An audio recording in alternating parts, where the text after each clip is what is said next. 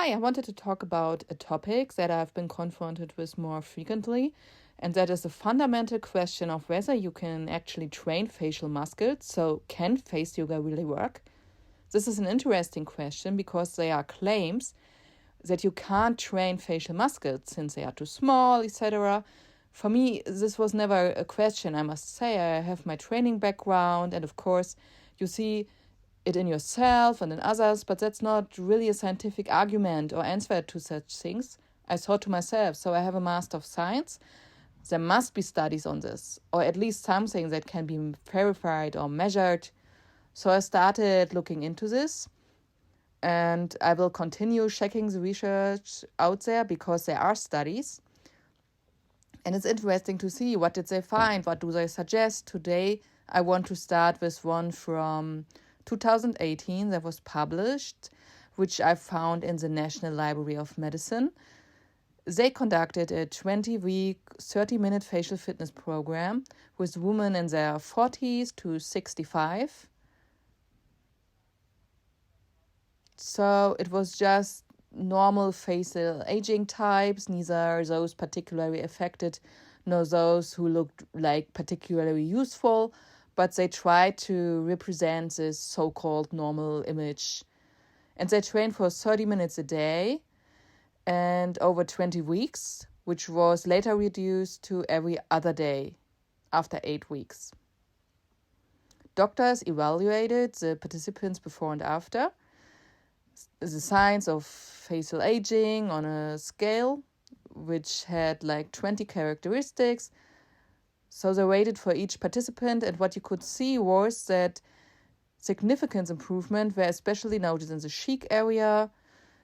The cheeks looked noticeably fuller in both the lower and upper areas after these 20 weeks, and the participants were estimated to look about 3 years younger than before. In other areas, the results were not so big or even like slight worsening, particularly in the forehead area.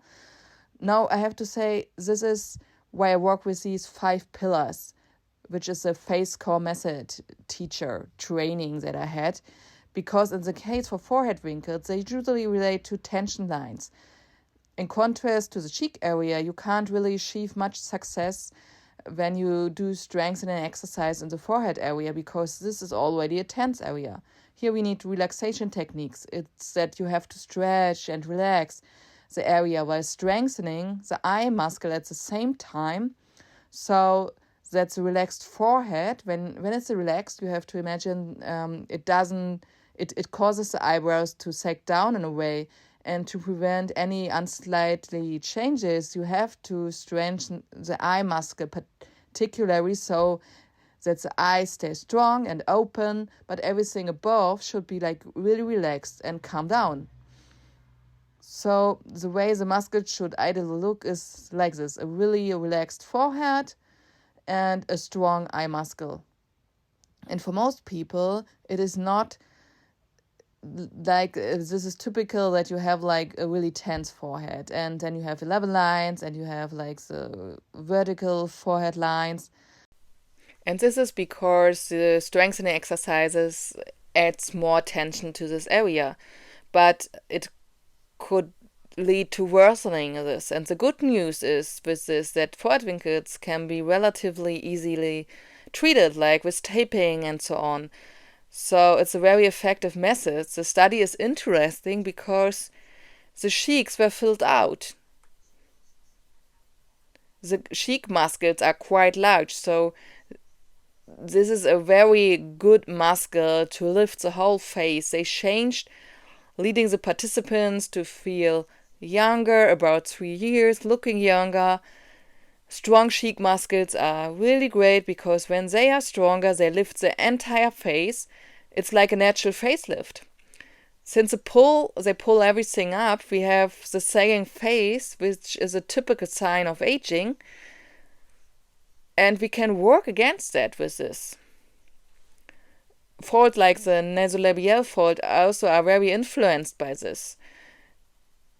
If the downfall of the cheeks goes over the ligaments, what happens is that you get these typical nasolabial lines, and it's also possible that there's tension from the nostrils, but if we lift it all up, it can be like if we have really strong cheek muscles, we can create a significant change in our face. We look younger, our cheeks are fuller, the face doesn't sag down, and the nasolabial falls as well. So the sagging tissue can be effectively improved, and if we combine that with relaxation exercises, mental aspects, and so forth, we can really have a holistic, positive impact on the face and mind. And I should also mention that the study was relatively short with 20 weeks. If it were done longer, we could certainly expect even more improvements.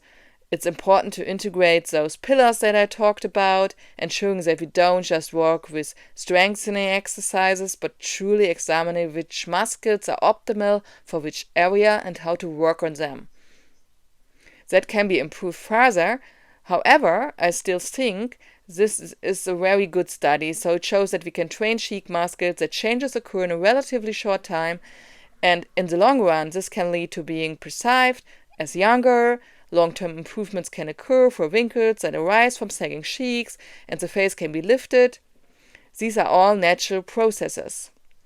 I will also be looking more into this, and I will continue doing this, as I have seen there are many, many studies, and I will review them all.